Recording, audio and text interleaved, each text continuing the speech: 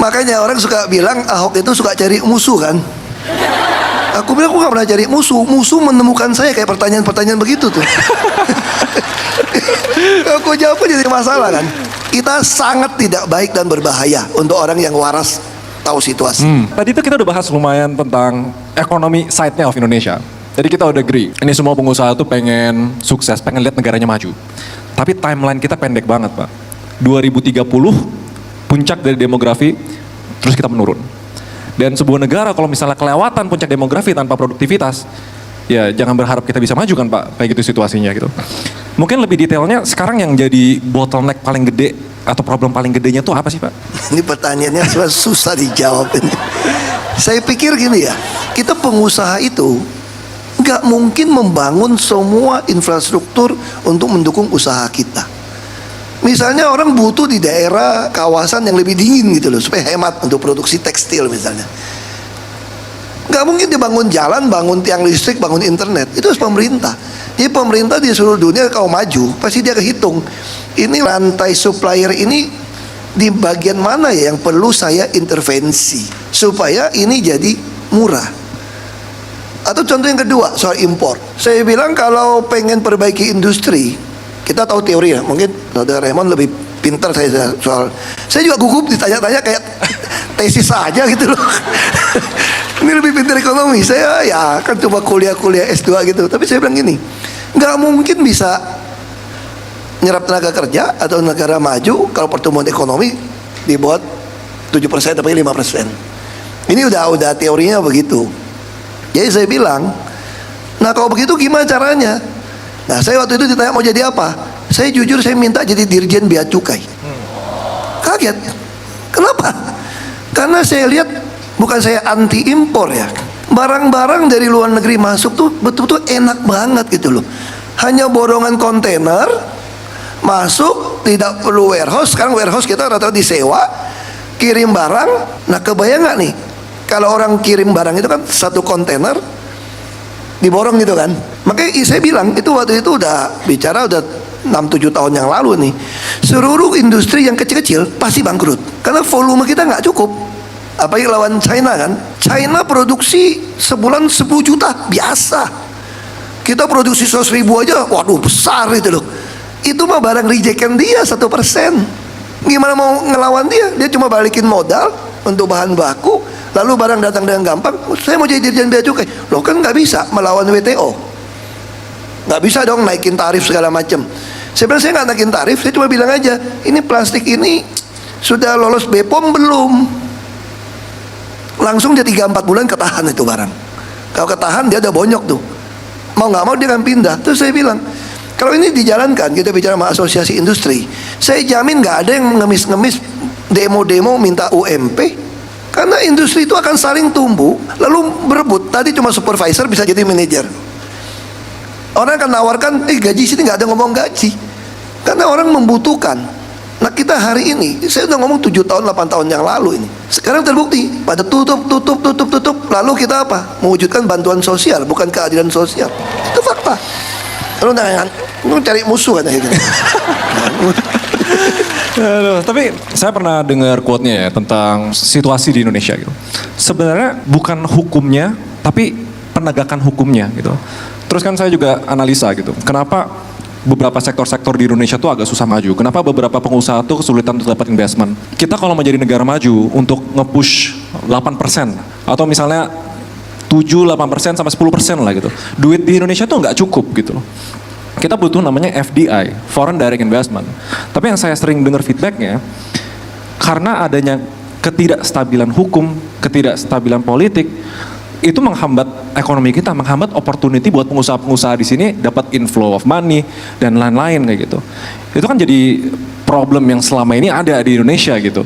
Kalau misalnya ada tantangan kayak gitu, kita sebagai pengusaha gitu misalnya, kita ngelihatnya tuh harus kayak gimana Pak? Misalnya, oke, ini kan ada 2 kacamata nih ya, mungkin 3 kacamata kalau sekarang Pak Ahok ya. 2 sebagai mantan gubernur, pernah sebagai komisaris, terus sekarang mungkin ada usaha juga Pak ya. Iya. Nah, ngelihat situasi Indonesia kayak gini, dari tantangan sama potensinya, Pak Ahok tuh masih optimis ada titik terangnya nggak sih untuk pengusaha di Indonesia gitu? Nah, saya jawab satu-satu ya. Kalau optimis, pasti saya optimis dong. Mukaku masih cerah kan? Oh, nggak gelap ya, Pak? Optimis gitu loh. Saya adalah orang yang selalu percaya bahwa masa depan tuh ada. Asal kita semua nih eling, orang Jawa bilang, sadar gitu loh. Kita jangan berkata, ini bukan urusan saya, ini nggak kena saya. Emang gue pikirin, gue pengusaha, nggak ada urusan mau politik siapa yang jadi politisi, nggak ada urusan. Nah, itu yang diharapkan dari orang-orang seperti itu. Saya masuk ke soal bisnis tadi. Saya ketemu satu orang di bandara, saya nggak kenal, namanya, ya dia agak sombong juga. Dia kenal gue gak kenal dia. Oke. Dia negor gue gitu kan. Pak Ahok, aku udah ketemu mana? Enggak. Mau kemana? Saya mau ke Vietnam sekarang. Loh, bisnis apa? Saya buka pabrik di Vietnam, dia bilang. Loh, yang bener. Buka apa? Dia bilang nih, PVC, badang UPVC apa gitu loh. Bukannya Cina lebih hebat, saya bilang. Lu bisa saing sama Cina daripada di Vietnam? Oh enggak, Vietnam lebih unggul, lebih efisien, dia bilang. Oh ya. Wah, saya bingung. Kenapa? Terus dia jelasin. Kenapa nggak Indonesia? Dia jelasin begini. Di Vietnam tuh, aduh enak banget, dia bilang. Saya cuma datang ke kantor pemerintah yang urusan investasi. Saya bilang, gue bawa duit, gue mau bangun pabrik ini. Di sini, gue butuh lahan sekian. Oke, langsung pejabatnya kasih tahu. Besok lu bisa kunjungin lokasinya di mana, lahan di mana, harga lahan berapa, per meter berapa, diurusin semua. Nggak ada preman-preman atau ormas gitu ya? Wah, saya ini nih yang bikin gue banyak musuh nih. Tapi nggak usah khawatir, musuh gue udah banyak. Kalau tambah 1, 2 nggak ada artinya ya. Ya nggak apa-apa. Kalau nggak ada musuh jangan tambah. Ya, nggak apa-apa. Jadi saya kaget gitu loh. Oh, ini yang saya lakukan di Jakarta dulu, bikin PTSP. Saya selalu kasih instruksi waktu PTSP. Kita ini biro jasa yang baik hati. Orang pengen urus apa, lu urusin aja. Sampai bisa bikin IMB gitu ya. Banyak rumah orang kan nggak ada IMB kan. Ternyata mau ngajuin IMB itu mesti pakai dana arsiteknya. Orang nggak ada duit gimana bikinnya. Terus saya panggil PNS, ASN. Lu kan insinyur kan, semua kan, arsitek kan. Waktu nerima kalian kan ada formasinya. Iya Pak, udah lu gambarin sederhana aja. Orang mau bikin dia gambarin. Nah itu yang harusnya seperti itu. Sekarang apa yang terjadi di kita? Negara kita ini agak-agak lucu-lucu juga menurut saya gitu kelolanya ya. Serius ini. Kalian kalau punya tanah, sertifikat hak milik atau apa HGB atau HGU lah. Apa sekarang HGB, HGU kalau hak selesai mau diambil dari mana rumusnya? Ini menarik ini. Tanah yang belum ada sertifikat ditulis apa? Tanah negara, betul nggak? Tanah negara loh yang belum sertifikat. Ya.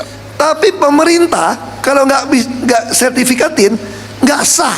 Emang pemerintah gua waktu gua kerja di Pemda, pemerintahan negara mana ya kira-kira? Mesti ngurusin sertifikat, bayar pula sama BPN macam-macam, ukur macam-macam. Terus waktu bayar anggaran nggak cukup, anak itu gede kok. Terus sertifikat Monas, gua kasih tahu lo ya, Monas belum ada sertifikat tuh. Waktu saya tinggalkan, serius. Makanya daripada bikin sertifikat mahal, dipagarin lebih murah kira-kira mungkin. Tapi bisa bayangin ya kalau orang dudukin sana, keluarin surat agentum macam-macam, ngaku dia punya, wah berperkara panjang deh. Maaf pemerintah kalah melulu. Mau nyogok duitnya dari mana misalnya? Jadi kalau maksud saya tanah negara ya tanah negara. Saya komisi 2 dulu kan. Ya sudah, kalau udah dikuasai pemerintah, langsung terbitkan sertifikat dong. Enggak. Nah, terus pengalaman bupati. Kita dibawa ke China. Ini cerita tahun 2006, hampir 20 tahun yang lalu. Roadshow, bupati-bupati semua dari DPR langsung ngomong, wah ngomong besar lah kita. Silakan investasi di Indonesia, kemudian ini pasar 200 sekian juta. Satu pertanyaan aja dari pengusaha dari Tiongkok itu. Saya mau tanya, dulu saya 1 mo ya. Kira-kira kalau kita terjemahkan, anggap 1 hektar gitu. 1 hektar tanah harganya berapa ya Pak ya? Terus kalau kami ngurusnya gimana Pak ya? Yang ditanya, lihat bupati, lihat gubernur, lihat dari investasi, lihat DPR, nggak ada yang bisa jawab. Nggak ada. Karena di sini ada BPN yang menentukan, bukan kepala daerah. Dulu undang-undangnya, dinas di tiap Pemda itu ada dinas pertanahan. Jadi nggak ada BPN. BPN itu hanya koordinir, tapi yang ngatur semua ini ada di kepala daerah. Baru bisa gampang. Jadi jangan mimpi lah orang investor mau masuk sebetulnya. Kalau kayak begitu. Gimana? Kita aja kalau ada kesempatan mau keluar di dalam negeri apa luar negeri, kalau ada kesempatan di luar negeri. Masanya kita bertahan tuh karena kita termasuk kategori agak bokeh, itu aja masalahnya. Iya, itu yang cilaka, kita kejepit nih. Tapi nanti saya dibilang kabur aja dulu, Indonesia Ground dibilang buzzer, Pak. Itu gimana, Pak? Itu juga masalah. Kita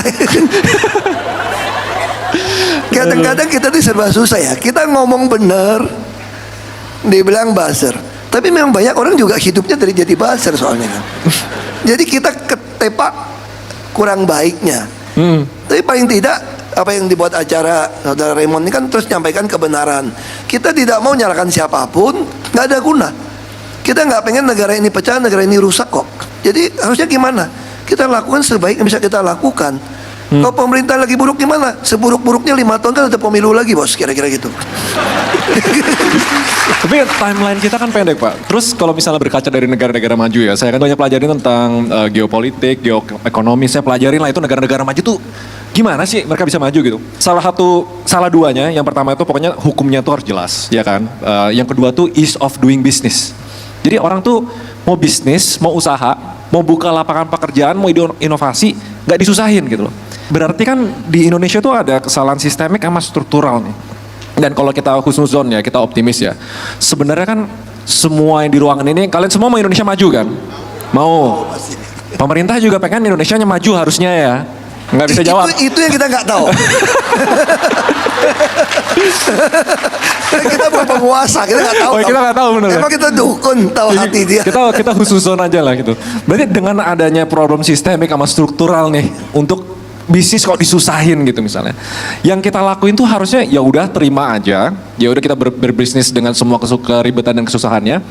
Atau ada hal lain yang sebenarnya kita bisa lakuin, Pak. Soalnya teman saya tuh banyak yang saking kecewanya gitu loh. Akhirnya berbisnis, kan bisnis tuh harusnya positif sum.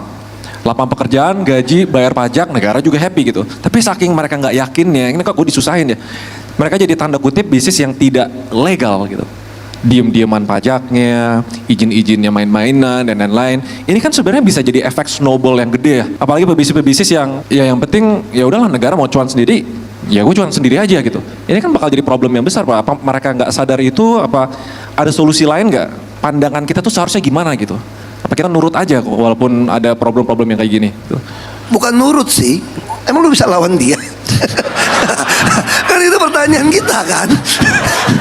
Tapi kita juga nggak usah jadi lalu frustrasi gitu loh. Lalu ikut-ikut nilep pajak atau apa untuk lakukan. Kalau namanya kan optimalisasi biaya itu bukan nilep pajak, bos. Karena kalau optimalisasi biaya kan ada 3 unsur kan. Potong biaya, nambah penghasilan, sama menghindari biaya. Kalau lu masukkan itu di dalam sebagai optimalisasi biaya supaya cuan, untung nih, kamu pasti bisa kena cost avoidance-nya nggak berhasil. Begitu ketangkap, oknum aparat serem, merosnya gede-gede. Ya. Iya, terus terang serem ini. Soalnya zaman saya masih kecil, orang tahunya cuma Rolex sama Mercedes doang. Sekarang mereknya begitu banyak. Dulu orang tahu cuma pengen bikin rumah di Jakarta. Sekarang pada tahu bikin rumah di Paris, di Tokyo, di luar negeri, di Swiss. Wah ini, jadi saya bilang jangan lakukan itu. Jadi solusi bagaimana? Anda kan pengusaha. Pengusaha itu tentu selalu bisa cari usaha dong. Saya kasih contoh ini.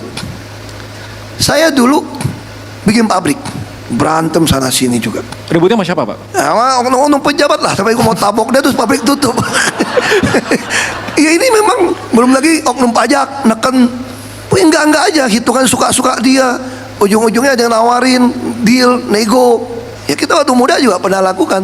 Kalau nggak dikasih kickback, suplai barang, besok-besok dia bilang barang kita nggak bagus nih. Ya mulai kita berpikir bagian dari marketing lah, kasih $2 gitu ya. Oke lah, satu sak $2 gitu loh. Lama-lama berubah packaging. 22 sak dia mintanya berapa? 2 kali 22, nggak bisa dong, ini barang jadi lebih murah kok. Jadi saya belajar satu hal akhirnya. Orang-orang seperti itu kalau Anda ladenin, Anda pasti cuma jadi korban dia aja. Kita cuma habis diperes terus, akhirnya lu bangkrut juga. Karena kos kita dimintain melulu. Nah lebih baik gimana? Pikirkan bisnis yang lain aja udah. Yang sesuatu yang kita masih bisa. Tapi hari ini bisa contoh, saya teman-teman saya yang survive itu ya. Walaupun saya sedih juga tuh. Kemarin saya diajak join lagi nih. Join apa? Beli tanah. Oke, untuk apa? Bikin gudang. Wah, gue pikir mau bikin pabrik nih. Enggak, kita sewain sama orang Cina. Cuan. Bener, cuan. Belum bangun udah pesen, mau 7.000 meter. wah cuan dong. Tapi saya berpikir ini mah cilaka kita nih. Kita udah 10 juta orang cuma jadi pasar. Tapi jangan saya mau survive gimana? Masa lu mau suruh gua pindah? Lu mau pindah kemana? Duit gua paling kuat gua pindah Kuala Lumpur. Gua beli apartemen di Kuala Lumpur. Jadi kita harus gimana? Balik lagi. Kalau menurut saya kita harus bertahan dengan segala cara, lakukan cost optimalisasi, kurangin biaya. Memang jadi muter nih. Pasti ini akan nggak lama kalau kayak begitu terus.